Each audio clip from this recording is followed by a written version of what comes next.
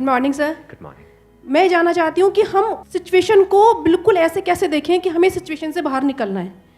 कि मान लो हमारे पास बार बार कोई प्रॉब्लम आ रही है, हम उसे फेस कर रहे हैं, फिर जो आसपास के हमारे सराउंडिंग्स के लोग हैं वो भी टाउंटिंग कर रहे हैं हम पर, नहीं तुमने पहले भी ऐसे किया था, अब फिर तुम फेल हो जाओगे इसमें। तो वहाँ जा करके हम स्टक हो जाते हैं और फिर हमारा कॉन्फिडेंस लूज हो जाता है। हम एग्जैक्टली कहाँ स्टक हो जाते हैं, जिसको आप जो वर्ड यूज कर रहे हो स्टक हो जाते हैं, मतलब आप कह रहे हो कि हम अपनी थिंकिंग में स्टक हो जाते हैं। थिंकिंग में स्टक हो जाते हैं, राइट? कि हम ओवर थिंकिंग में चले जाते हैं। ओवर थिंकिंग कि हम बैठे बैठे बस सोचते रहते हैं कि ऐसा क्यों हुआ, क्या हुआ, ऐसा नहीं होना चाहिए, कि हमारे में कुछ कमी ऐसा हो गया तो क्या होगा, वैसा हो गया तो क्या होगा, मैं दोबारा भी ट्राई किया नहीं हुआ तो क्या होगा। हम जानते हैं कि पहले भी ऐसा हुआ था, फिर हमने उसे ओवरकम कर लिया, लेकिन बार बार वही चीज आते आते फिर वही ब्रेन का जो कंफर्ट जोन है हम फिर वहीं स्टक होने लगते हैं। और जिस कंफर्ट जोन की आप बात कर रहे हो वो एक्चुअल में ओवर थिंकिंग वाला जोन है। ओवर थिंकिंग वाला जोन है, मतलब बैठे बैठे बस सोचते रहते हैं जैसी हमारी कंडीशनिंग हुई है, कर कुछ नहीं पाते हैं। करते भी हैं तो थोड़ा सा करना शुरू करते हैं, उसके बाद वापस से वो थॉट्स हमारे ऊपर हावी हो जाते हैं। राइट? यही आप कह रहे हैं। राइट सर, प्रॉब्लम जो है इतनी ज़्यादा, क्योंकि एक्चुअली क्या लाइफ में अगर कुछ अच्छा होता है तो शायद हम प्रॉब्लम से इजीली निकल जाते हैं, बट बैक टू बैक जब आपको फेलियर्स ही मिल रहे हैं उस टाइम पे भी आपको फिर दिखना ही बंद हो जाता है कि हाँ, निकलने का भी कोई रास्ता है। प्रॉब्लम सबसे बड़ी पता है क्या है? कि सबको यही लगता है कि हमारी प्रॉब्लम सबसे बड़ी है। अगर यहां पर मैं एक एक करके सबको बोलूं कि आप बताओ कि आपकी लाइफ में क्या क्या प्रॉब्लम्स आई या अभी क्या प्रॉब्लम्स चल रही है, तो आई एम श्योर कोई सोच भी नहीं सकता कि अच्छा ऐसी प्रॉब्लम्स भी कोई फेस कर सकता है क्या। तो इन प्रॉब्लम्स के बावजूद भी कुछ लोग आगे बढ़ पाते हैं, कुछ नहीं बढ़ पाते हैं। That is the big question कि एग्जैक्टली हम स्टक कहां पर होते हैं। क्या हम एक्चुअल में लाइफ में प्रॉब्लम्स में फंसते हैं या उन प्रॉब्लम्स को लेकर के जो हमारी थिंकिंग है वहां फंसते हैं? सबसे पहले ये चीज हमको क्लियर होना चाहिए। तो जो हम कह रहे हैं फंस गए हैं, हम एक्चुअल में प्रॉब्लम्स में नहीं फंसे हैं, क्योंकि प्रॉब्लम्स तो सबकी लाइफ में है। हम एक्चुअल में थिंकिंग में फंस जाते हैं। राइट। ये पॉइंट सुनने में छोटा लग रहा होगा, but it is a very big point two understand in life, जो 99% लोगों को नहीं समझ में आता है। हम क्या समझते हैं कि हम प्रॉब्लम्स में फंस गए हैं, क्योंकि the moment you say that, तो जब तक प्रॉब्लम्स रहेगी तब तक आप फंसे रहोगे। और प्रॉब्लम्स कब तक रहेंगी? लाइफ टाइम, जब तक लाइफ रहेगी। Right. But the moment you से कि मैं प्रॉब्लम्स में नहीं फंसा हूं, प्रॉब्लम्स मतलब लाइफ में नहीं फंसा हूं, मैं लाइफ के बारे में जो मेरी थिंकिंग है उधर मैं फंस गया हूं जाकर के। अब मैं उस थिंकिंग को कैसे चेंज करूं? Right. If you say that, तो वो आपके हाथ में पूरा कंट्रोल है। But if you ask me this question कि मेरी लाइफ की जो प्रॉब्लम्स हैं वो कैसे सॉल्व हो, तो उसका कोई जवाब नहीं है, क्योंकि वो कभी नहीं होगा। आज आपकी एक प्रॉब्लम है, वो सॉल्व हो भी जाएगी, कल कोई और प्रॉब्लम आ जाएगी, परसों कोई और आ जाएगी, फिर कोई और आ जाएगी, फिर कोई और आ जाएगी। Right sir. तो कैसे हम अपनी थिंकिंग को चेंज करें? सिंपल। थिंकिंग चेंज हो गई तो सब चेंज हो जाएगा। सब चेंज हो जाएगा, क्योंकि प्रॉब्लम्स को देखने का नजरिया बदल गया तो प्रॉब्लम बदल गई। एक बंदा जिसकी थिंकिंग नहीं फंसी हुई है, उसको आप चारों तरफ से फंसा दो, वो निकल जाएगा। लेकिन जिसकी थिंकिंग फंसी हुई है, उसको आप जा करके दुनिया जहान के सारे रिसोर्सेज दे दो, पूरा का पूरा खजाना भी दे दो, तब भी वो नहीं निकल पाएगा, तब भी रोएगा बैठ करके कि क्या मेरे को चारों तरफ खजाने से कैद कर दिया। अरे भाई, खजाना है, कैद नहीं है। देखा ना ऐसे लोगों को जिनके पास में सब कुछ है लेकिन रोते रहते हैं। तो सब कुछ मिलना इज नॉट अ सॉल्यूशन। जिनकी लाइफ में कोई प्रॉब्लम नहीं है वो भी रो रहे हैं। सो अब आता है कि इसका सॉल्यूशन क्या है, कि we are stuck in our thought process, how to get out of it. तो सबसे पहली चीज ये समझनी है, ज्यादा सोचने से कुछ नहीं होता है, सही सोचने से होता है। अभी सही सोचना क्या है? What is right thinking? Positively, not positively सोचना। इसको भी ध्यान से समझ लेना। पॉजिटिव सोचना क्या सही सोचना होता है? फॉर एग्जाम्पल, आगे आप जा रहे हो, किसी जंगल में हो और आगे दलदल है और आप पॉजिटिव सोच रहे हो, मेरे साथ में कभी कुछ गलत हो ही नहीं सकता, मैंने ताबीज पहना हुआ है, ये मुझे बचाएगा। बहुत लोग हैं बहुत पॉजिटिव है लाइफ को लेकर के, बट क्या उनकी सोच सही है? अभी सही सोचना क्या है? सर मेरे हिसाब से मतलब इंटेलिजेंसी से सोचना, कि मतलब कुछ ऐसा सोचे कि आगे जाके हमें कोई हानि ना हो, कि एक इंटेलिजेंट माइंड से सोचे। अभी इंटेलिजेंट क्या है और फूलिश क्या है? एक है फूलिश तरीका सोचने का, बेवकूफों की तरह सोचना, एक है इंटेलिजेंस के साथ में सोचना। What is intelligence? जिसको हम इंटेलिजेंस कहते हैं वो इंटेलिजेंस क्या है? साइंस को इंटेलिजेंस कह सकते हैं? नहीं कह सकते। नहीं कह सकते। तो किसको कहोगे? सुपरस्टिशंस को इंटेलिजेंस कहोगे?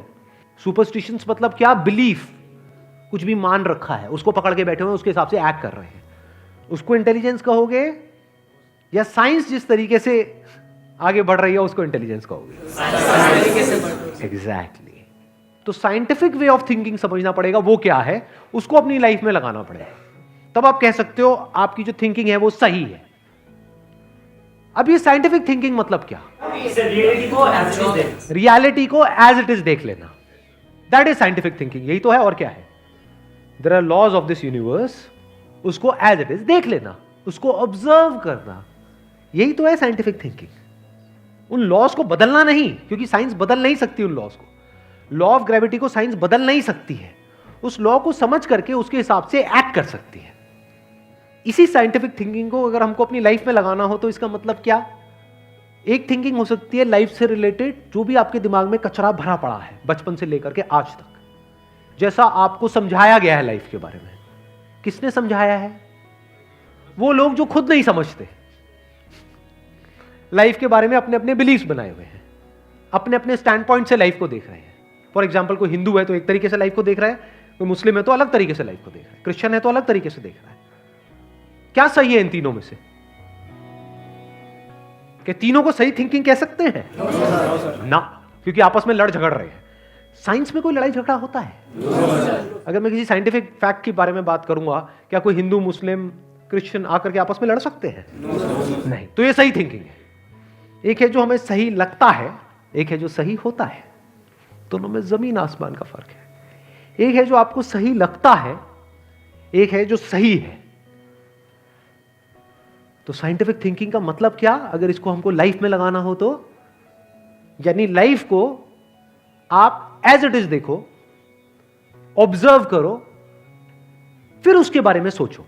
This is scientific thinking. और ये जो फंडा जिसकी मैं बात कर रहा हूं, इसको आप लाइफ के किसी भी एस्पेक्ट में लगा सकते हो। इसको बिजनेस में लगा सकते हो, इसको जॉब में लगा सकते हो, इसको रिलेशनशिप में लगा सकते हो, इसको हेल्थ में लगा सकते हो। बिजनेस क्या है अगर रियलिटी को एज इट इज देखना नहीं है तो?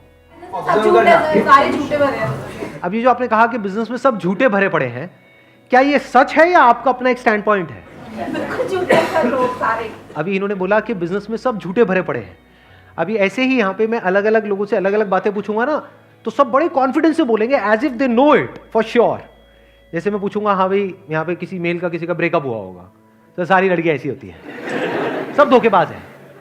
ऐसे ही कोई लड़की से पूछूंगा, वो आकर के बोल देगी, सर ये तो मर्द जात तो है ही ऐसी, इससे कुछ हो ही नहीं सकता। क्या ये सच है या आपका अपना एक स्टैंड पॉइंट है, अपना आपका एक बिलीफ है?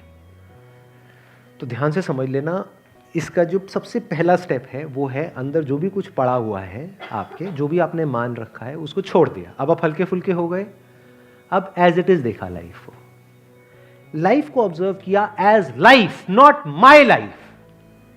फॉर एग्जाम्पल, एंगर, क्या एंगर आपका है? बट आप एंगर का सोल्यूशन कैसे निकालते हो? मुझे गुस्सा आता है, मुझे गुस्सा नहीं करना है। कभी भी आप एंगर का ऐसे सोल्यूशन निकाल ही नहीं सकते। सिर्फ आपको आता है गुस्सा या सबको आता है? सबको आता है। तो क्या एंगर सिर्फ आपकी प्रॉब्लम है या एंगर एक लाइफ की प्रॉब्लम है? Fear, if you can look at fear, not your fear और माई फियर, फियर, डर है ना, वो डर क्या है? Can you look at it? इसको बोलते हैं साइंटिफिकली चीजों को देखना। रिलेशनशिप, नॉट माई रिलेशनशिप और योर रिलेशनशिप, रिलेशनशिप। तो इस तरह से जब हम चीजों को देखते हैं ना, not from a subjective point of view but from an objective point of view, जैसे एक साइंटिस्ट देखता है, जैसे एक साइंटिस्ट ऑब्जर्व करता है, वहां पे ना खुश हुआ जाता है, ना परेशान हुआ जाता है, ना पॉजिटिव हुआ जाता है, ना नेगेटिव हुआ जाता है। This positive and negative is your stand point, is a subjective point of view. In objective reality, उसमें खुश क्या होना है और दुखी क्या होना है, वहां पर सब कुछ क्लियरली नजर आ रहा होता है। वहां पे कभी भी हमारी थॉट प्रोसेस स्टक नहीं होती है, हम फंस ही नहीं सकते। बिलीफ्स में आप गारंटेड फंसोगे। शॉर्ट टर्म में वो अच्छे लग रहे होते हैं क्योंकि वहां पे कंफर्ट मिलता है। जो भी हमने मान रखा है, अगर उसको पकड़ करके हम बैठे रहें और उसमें गोल गोल घूमते रहें तो बड़ा कंफर्ट मिलता है, लेकिन आगे जाकर के वो हमको फंसा देता है, एंटैंगल्ड कर देता है। बट जो रियलिटी है वो धीरे धीरे धीरे धीरे आपको आजाद करती रहती है, जितना आप रियलिटी को समझ जाते हो उस लेवल तक। यानी कि अगर इसको मैं पूरा समअप करूं, जो भी मैंने अब तक कहा है उसको, ये सेशन शुरू कहाँ से हुआ था? फेलियर से हुआ था कि एक के बाद एक हमने लाइफ में बहुत सारे फेलियर्स फेस करे हैं। तो अब अपने फेलियर्स को ऑब्जर्व मत करो, अपने को बीच में से हटा दो, ऑब्जर्व करो ये जो फेलियर्स हैं ये क्या है। तो you will start seeing the nature of those failures, you will start seeing the causes of those failures. For example मेरी लाइफ है, अगर मेरे को उसको ऑब्जर्व करना है, दो तरीके हो सकते हैं। एक ये, अब मैं अपनी लाइफ में थोड़ा सजा रहा हूँ जिससे कि आप उसको रिलेट कर सको। मैंने पास में कुछ गलतियां करी, बहुत बड़ी बड़ी गलतियां करी, मेजर लॉसेस हुए, तो एक एंगल तो ये हो सकता है मैं ऐसा कैसे कर सकता हूं। दूसरा ये है कि मैं ऑब्जर्व करूं कि एग्जैक्टली वो गलती क्या थी और उसका कॉज क्या था। तो वो दिख जाता है, अच्छा उस टाइम पे वो ग्रीड बहुत ज्यादा हावी हुई पड़ी थी। अच्छा ग्रीड क्यों हावी हुई पड़ी थी, इतना लालच क्यों आया हुआ था कि हाँ ये करना है, ये करना है, ये करना है, ये क्यों आया हुआ था? और ये बचपन से ऐसी कंडीशनिंग हुई पड़ी थी, बचपन से घर में यही सारी बातें सुनी थी, तो इसलिए I was acting out of that information जो मेरे अंदर फीडेड थी, and that was not correct information. वो सारी इंफॉर्मेशन गलत थी, जिसकी वजह से मैंने जल्दी से एक्ट किया, बिना सोचे समझे, बिना सही थिंकिंग के एक्ट कर दिया, उस वजह से जाकर के फंस गया। तो मुझे उस बंदे ने नहीं फंसाया, मैं खुद फंसा अपने लालच की वजह से। तो अब ये क्लियर हो रहा है हम कैसे देखते हैं। तो वंस वी सी दैट, तो अब मैं उससे पूरी तरह से फ्री हो गया, because I understood something which is very basic in life, जिसकी वजह से पूरी की पूरी लाइफ एक अलग ट्रैक पे निकल गई। क्या समझ आया? कि कभी भी ग्रीड से एक्ट नहीं करना है। अब इसको हम समझते हैं, कैसे समझते हैं? मॉरल साइंस की बुक से। वो सब बकवास है, ये लालच नहीं होना चाहिए, सबके अंदर लालच भरा पड़ा है, बट लालच हमको कैसे फंसाता है, इसको ऑब्जर्व किया अपनी गलतियों के बेस पर, और फिर समझ आया अच्छा ये होता है। लालच से ग्रोथ नहीं होती है। लालच से आप पैसा कमा सकते हो, बट उसको आप ग्रोथ नहीं कह सकते, क्योंकि आप डिग्रेड हो रहे हो, तो आप एक्चुअल में ग्रो नहीं कर रहे हो। एक्चुअल ग्रोथ में उसको कह सकता हूं जो होलिस्टिक ग्रोथ हो, उसको ग्रोथ बोल सकते हैं। आपने पैसा तो कमा लिया, लेकिन डर में जी रहे हो कि मैंने इतने घपले कर दिए हैं, अगर किसी ने पकड़ा गया तो पता नहीं क्या हो जाएगा, क्या फायदा ऐसी लाइफ का, उसको आप ग्रोथ कहोगे? Can you call it growth? ना। तो लालच से ग्रोथ नहीं होती। तो ये चीजें समझना बारीकी से, स्टेप बाय स्टेप, तो आप गलतियों का पूरा नेचर समझ सकते हो। The nature of mistakes, the kinds of mistakes, the types of mistakes, और उनके कॉजेस क्या होते हैं। और जैसे ही हमको ये सब समझ आ जाता है और साफ दिखने लग जाता है, तो वो गलतियां होनी हमसे बंद हो जाती हैं। और जितनी भी गलतियां हो सकती हैं, उन सबके अगर नेचर समझ आ जाते हैं, तो गलतियां होने की पॉसिबिलिटी फ्यूचर में ऑलमोस्ट खत्म हो जाती है। प्लस जब समझ आ गई है उसकी रियलिटी, तो वहां पे ओवर थिंकिंग के लिए जगह नहीं होती है, आप थिंकिंग में स्टक नहीं होते हैं। Wish you all the very best, thank you so much for coming.